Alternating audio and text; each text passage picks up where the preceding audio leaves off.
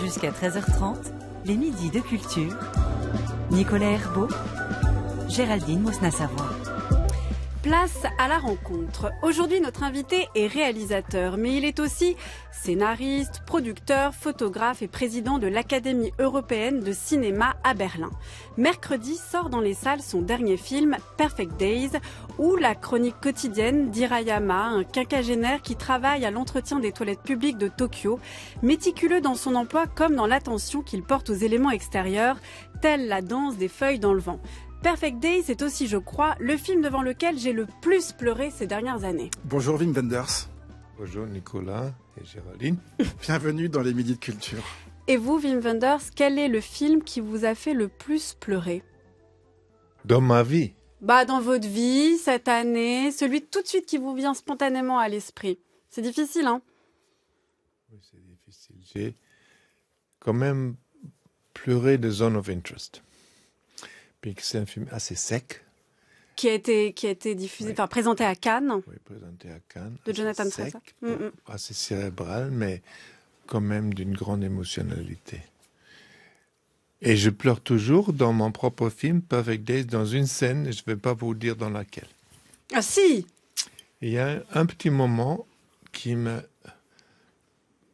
Écoute, je l'ai vu 100 fois pendant le montage, et chaque fois, ma monteuse me regarde et me dit « Mais tu pleures toujours ?» Je dis « Oui, je peux rien faire. » Ce moment-là, il m'émeut. Bon, je ne vais pas vous dire. Vous voulez pas me donner un indice ? Parce que moi, je voudrais savoir si on pleure sur les mêmes scènes. Oui. Bon, c'est une petite scène où sa nièce, Nico, Oui. comprend qui c'est son oncle. Et c'est tout ce que je veux dire. Ok. C'est des histoires de liens familiaux qui vous font pleurer ? Non, c'est pas les liens familiaux, c'est quand on le voit. Elle voit qui c'est. Et cette reconnaissance, quelquefois, on connaît des gens, et puis, à un moment donné, on comprend qui c'est. On le perçoit, on connaît, et là, ça peut être des moments vraiment incroyables. Et il y a ce petit moment, et cette jeune fille qui joue Nico, c'est la première fois qu'elle est devant la caméra. Elle a joué ce moment d'une manière qui, bon, même si je vois ce soir la même scène, je vais de nouveau pleurer. Est-ce que ça vous a fait cet effet-là quand vous avez filmé ce moment ? Est-ce que vous vouliez ça ou est-ce qu'en fait, vous avez été vous-même cueilli par l'émotion malgré vous ?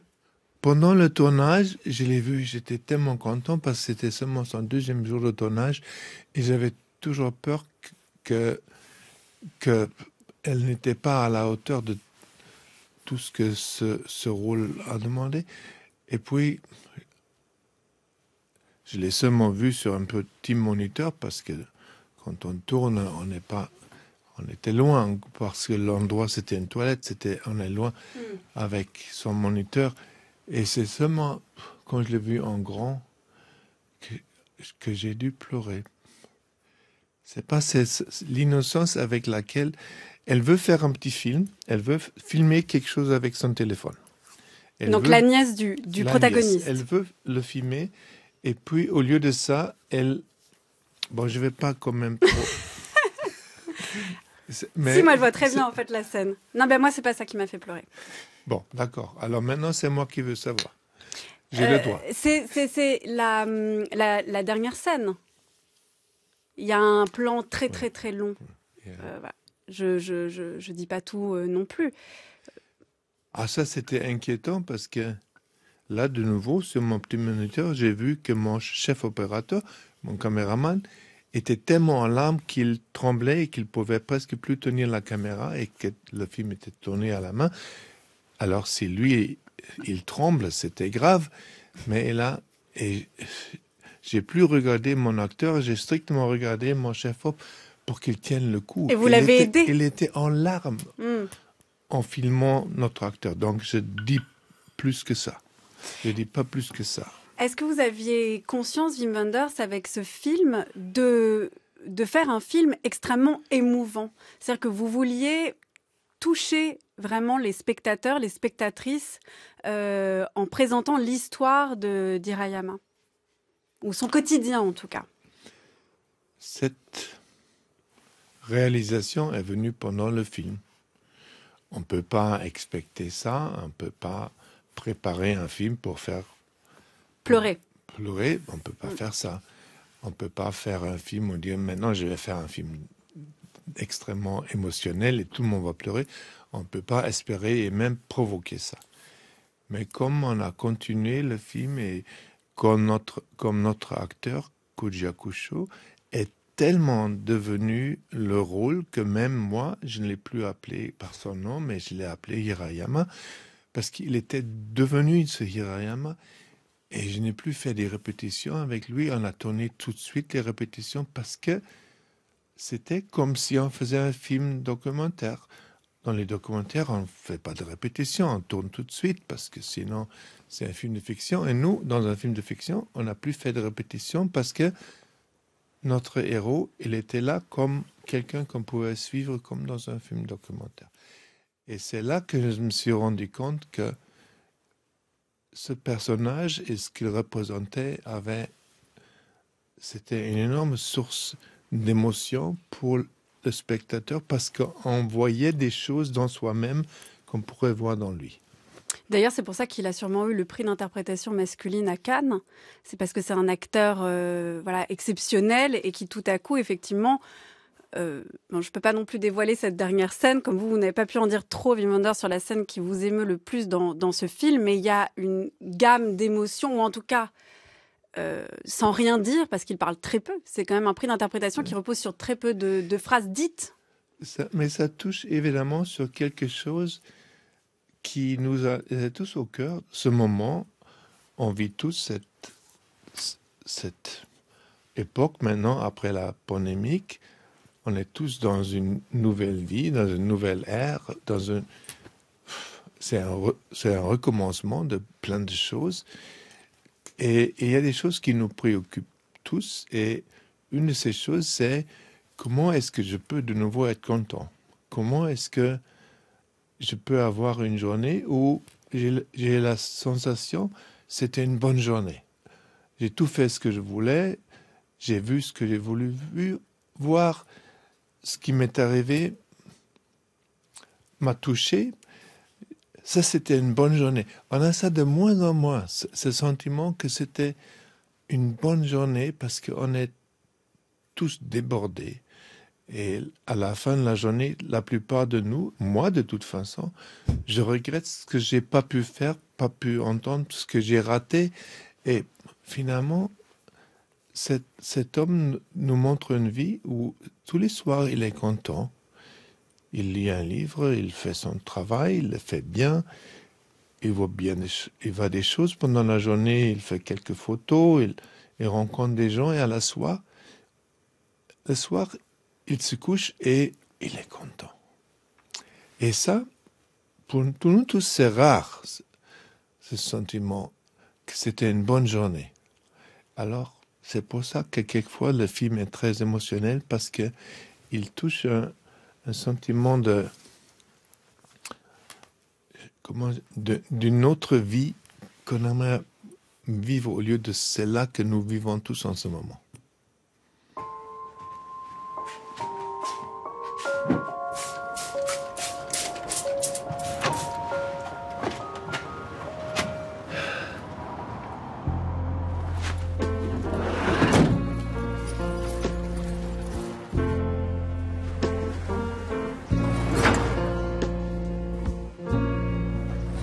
Just a perfect day.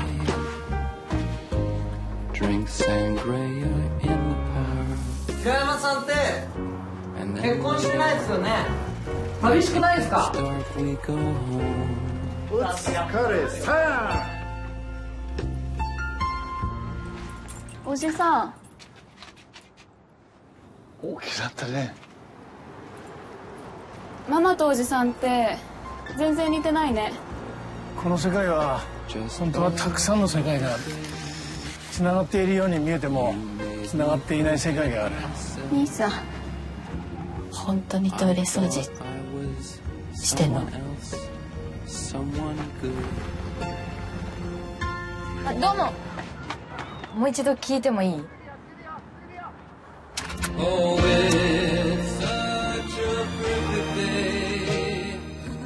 Voilà pour la bande-annonce de votre film Wim Wenders qui sort ce mercredi sur les écrans. Perfect Days, du titre de la chanson de Lou Reed qu'on entend. Il y a une magnifique interprétation uniquement au piano à la fin du film, sur le générique. Je l'ai cherché partout, je l'ai pas trouvé. Donc C'est Patrick Watson. Ah oui? Canadien Patrick Watson qui a fait une improvisation sur le thème de Perfect Day de Lou Reed. Là, je viens de rire parce que je me suis dit, les sous-titres au radio, ça marche pas vraiment. Non, mais il y a du doublage par contre. Ouais. Les doublages, ça marche pas mal quand même. Ouais, le doublage marche mieux que les sous-titres. Bon, Perfect Day, la chanson joue un rôle dans le film et c'est en tournant la scène avec cette musique que nous est venue l'idée que ça pourrait être le titre.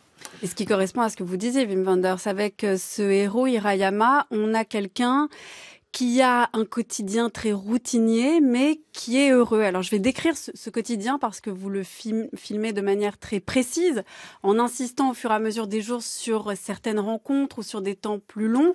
Alors, Hirayama se lève tous les matins grâce au bruit du balai dans la rue. Il ouvre les yeux, il va asperger ses plantes, il se brosse les dents, il se coupe quelques poils de la moustache, il s'habille, il sort, regarde le ciel et sourit. Il prend un café emporté, il monte dans sa voiture, il met l'une de ses vieilles cassettes, il part travailler. On le voit nettoyer méticuleusement chaque toilette de son parcours à Tokyo. Puis il mange dans un parc, il prend une photo, une seule.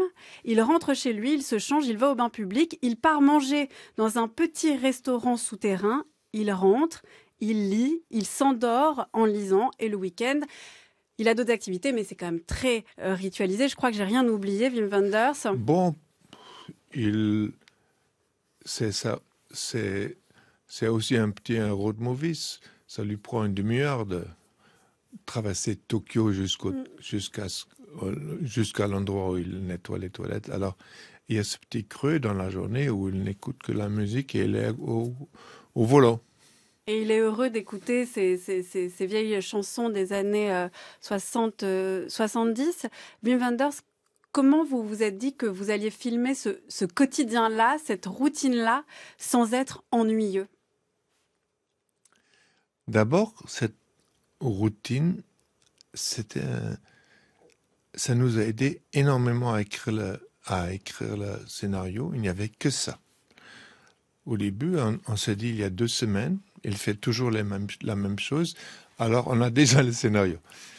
Sauf que ce sera peut-être pas si intéressant s'il ne se passait pas d'autres choses et s'il n'y avait pas des variations et si on ne pourrait pas éviter quelques éléments de la routine parce qu'on a bien compris. Alors on peut faire des variations et puis on peut voir aussi ce qu'il voit à côté, ce qui se passe à côté. Et même quand il fait quelque chose une 2e ou 3e fois, on voit qu'il fait différemment, on voit le soin avec lequel il fait tout, on voit qu'il voit aussi d'autres choses en même temps. Et peu à peu, on commence à voir avec les yeux de Hirayama, et c'est ça ce qui change aussi la routine. De cette routine devient plutôt un rituel. Et un rituel, c'est quelque chose de très différent à une routine. Un rituel, c'est quelque chose où on investit beaucoup de cœur, où c'est presque un acte sacré, un rituel, quelquefois. Et pour Hirayama, on se rend compte, il le fait tout, même les choses les plus répétitives, il fait toujours avec le même soin, comme si c'était la première fois qu'il faisait ça. Et on se rend compte, c'est ça son truc. Il ne fait pas comme routine, il le fait vraiment la première fois. Et ça, ça jette un autre regard sur le mot routine, qui pour nous est tellement négatif. Mais une routine peut être quelque chose de majestueuse, parce que ça donne une structure, ça aide à vivre, et ça donne une énorme liberté de surpasser, de voir autre chose autour. Ça libère finalement. ça libère. À mon avis, il faut pas seulement dire routine, ah, c'est une merde, et je veux sortir de ma routine. On peut aussi regarder la routine comme quelque chose qui me tient et qui me donne une énorme liberté à l'intérieur de la routine et à l'extérieur. Et puis, il y a aussi quand même une autre dimension dans ce récit, Wim Wenders, c'est que Hirayama, il a un travail qui est celui de nettoyer les toilettes publiques à Tokyo.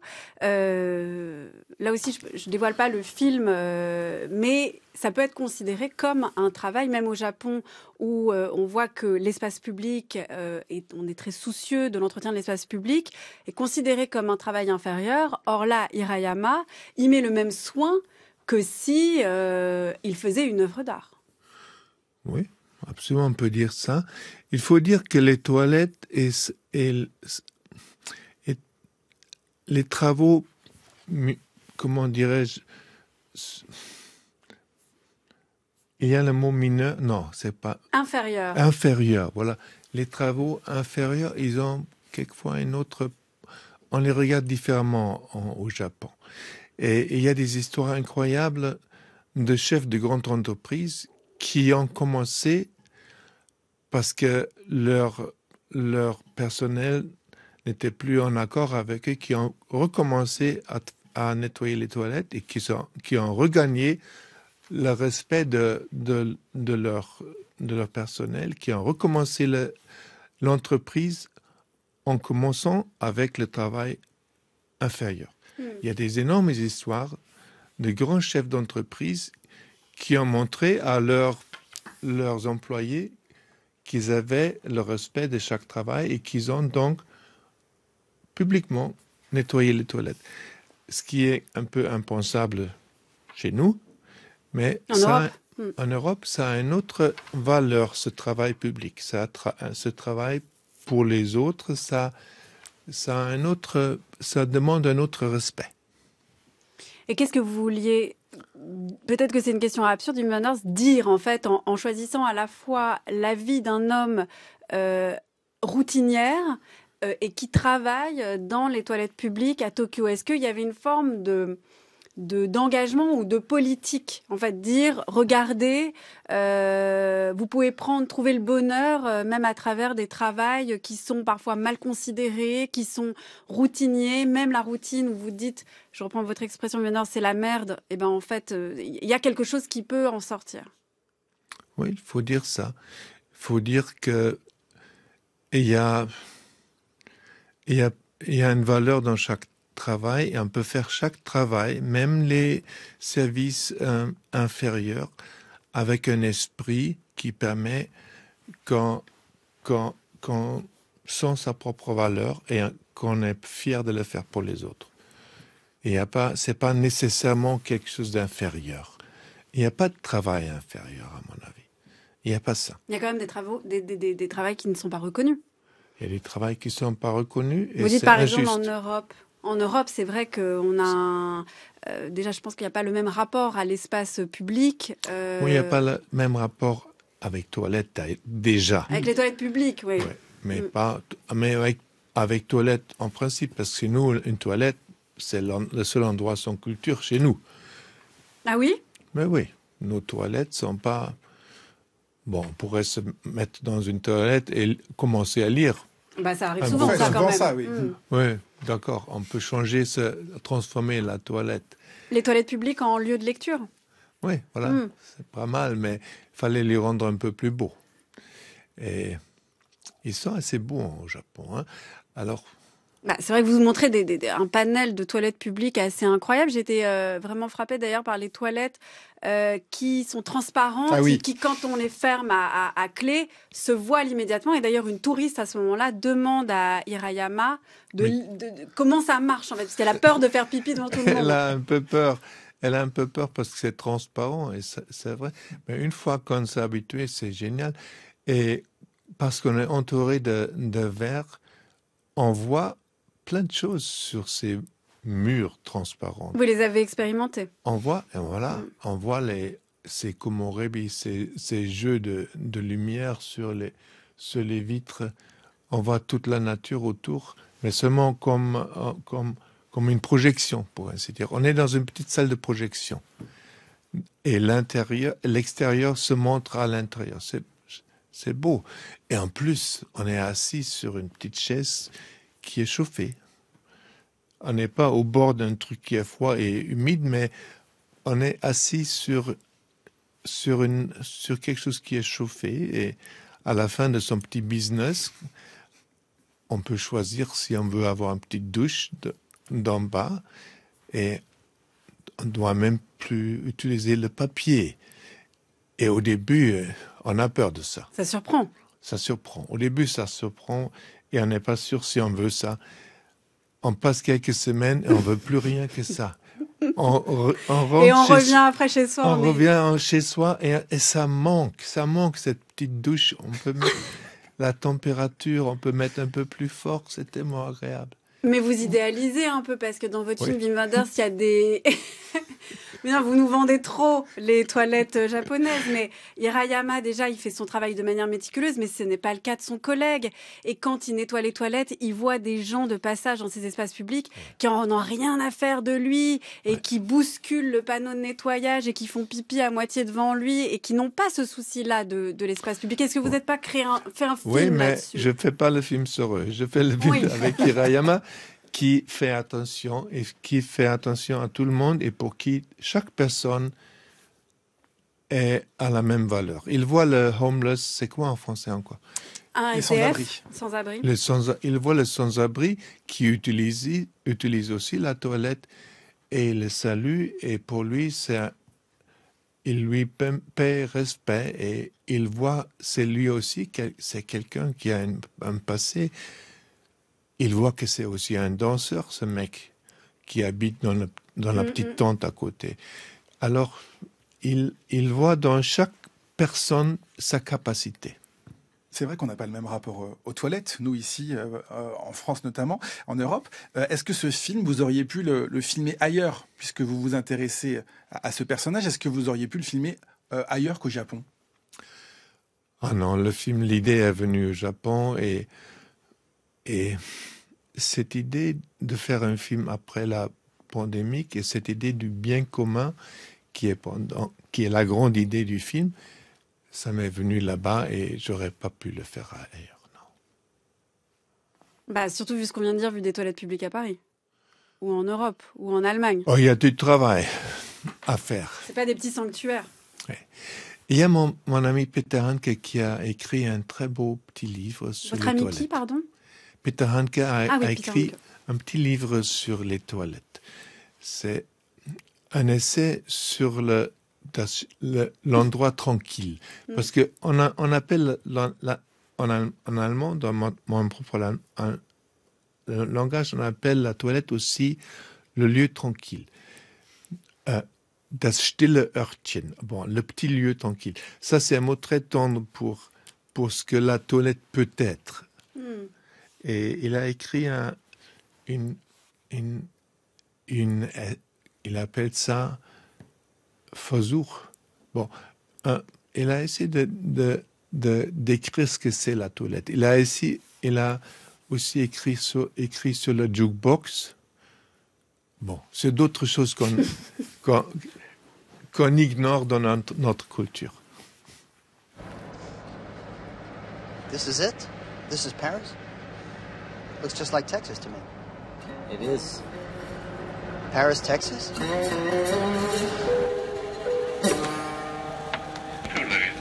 Le peuple allemand a éclaté en autant de petits États qu'il y a d'individus. Weißt du nicht, dass du wieder nach Hause kommst? Ich weiß nicht. Et ça, c'est juste pour passer la frontière, car il est impossible de pénétrer plus avant dans chacun de ces petits États si on n'en connaît pas les mots de passe. You know which side of the boat are you on? J'ai appris à former ma manière de voir ici, dans cet endroit. Ici, j'ai rêvé beaucoup.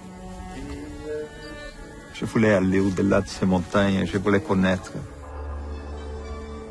Un sanctuaire du cinéma ne peut exister que dans l'imaginaire, et mon voyage à Tokyo n'avait rien d'un pèlerinage.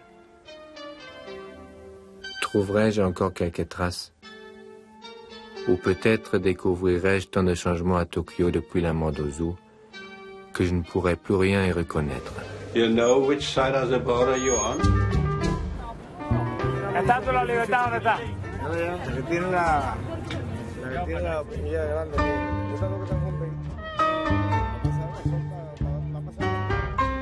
Jusqu'à 13h30, les midis de culture. Nicolas Herbeau, Géraldine Mosna-Savoie. Alice dans les villes, Paris, Texas, Tokyo-ga, les ailes du désir, Buena Vista Social Club, Le sel de la mer, c'est quelques-uns de vos films, Wim Wenders, qui ont contribué quand même à une reconnaissance mondiale de votre travail. Quand vous repensez parfois à des films à vous vous dites ah, c'était vachement bien quand j'ai fait cette scène, à Paris, Texas, Les ailes du désir, ou vraiment vous n'y pensez plus? Bon, j'y ai pensé pas mal ces dernières années parce que je leur ai donné leur liberté à tous mes films. C'est-à-dire? Ils sont maintenant adultes, ils prennent soin d'eux-mêmes. Ils s'appartiennent à eux-mêmes. Ils sont tous dans une fondation. L'argent qu'ils gagnent, c'est pour eux-mêmes. C'est pour leur restauration, c'est pour ceux d'entre eux qui ne gagnent pas autant d'argent. Alors ceux qui gagnent de l'argent, comme les classiques, ils financent les autres. Mes films sont indépendants, ils appartiennent au public, pour ainsi dire. Ils m'appartiennent plus à moi. Ils sont maintenant adultes, ils gagnent leur propre argent. Je les ai vus une dernière fois pour les mettre dans cet état, pour les restaurer en 4K, très bien. Maintenant, l'avenir leur appartient. Et vous ne voulez plus en parler ou plus y penser? Je veux en parler, mais ils n'ont plus besoin que j'en parle. Et je leur ai dit au revoir, pour ainsi dire. Est-ce que c'est pareil avec ce film Perfect Days qui sort mercredi? Vous avez un rapport beaucoup plus détaché maintenant aux films que vous fabriquez. C'est-à-dire une fois qu'ils sont sortis, le public les a et c'est tout. Non, c'est pas encore ça.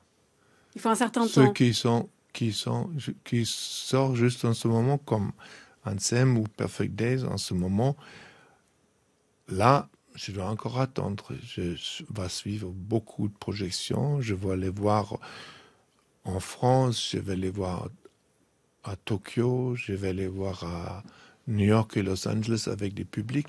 Je voyage beaucoup avec mes films et c'est seulement à partir de ce voyage ensemble où je vois comment les gens les reçoivent que je les laisse partir.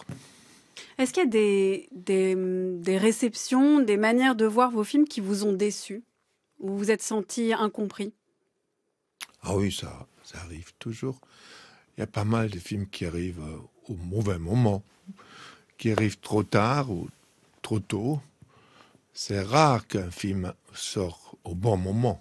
Ça vous est quand même arrivé pas mal de fois. Pas mal de fois, c'est pas vrai. Ça m'avait arrêté quelques fois. Buena Vista, c'est arrivé au bon moment, ça, il faut le dire. Et peut-être aussi Les ailes du désir. Et Paris, Texas. Paris, Texas, on ne sait pas, peut-être, oui. Mais pour Paris, Texas, il n'y avait pas un mauvais moment, quoi. Oui, c'est intemporel. Mais il y a d'autres films qui sont sortis vraiment clairement au mauvais moment et qui sont disparus et qui auraient été mérités d'être vus différemment.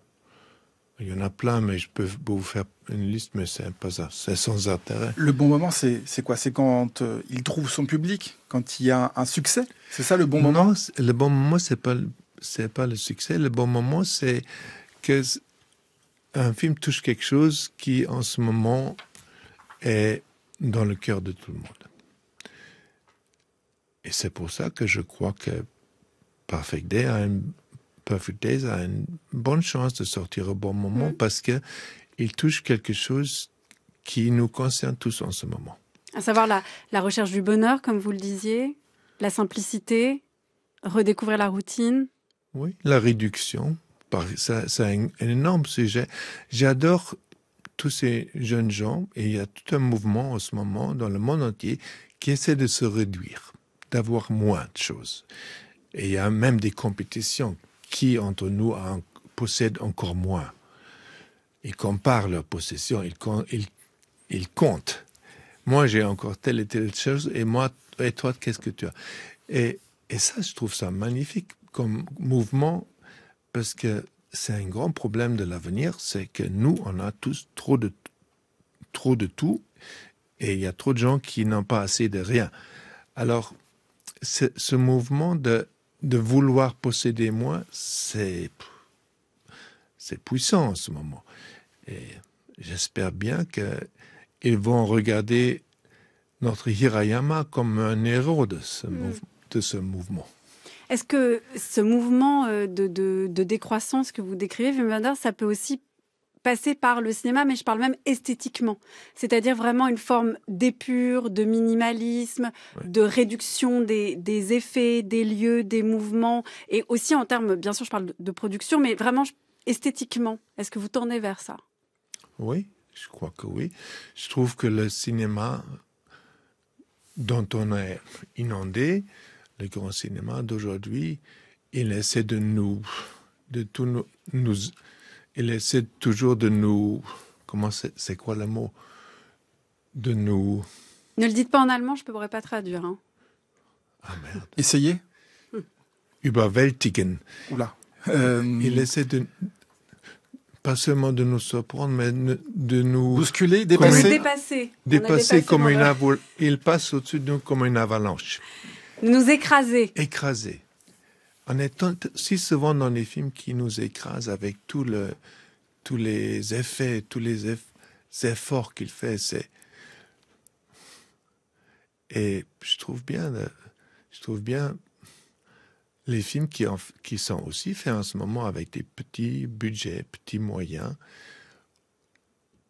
Je vois qu'il y a un public qui a une appréciation pour les plans longs.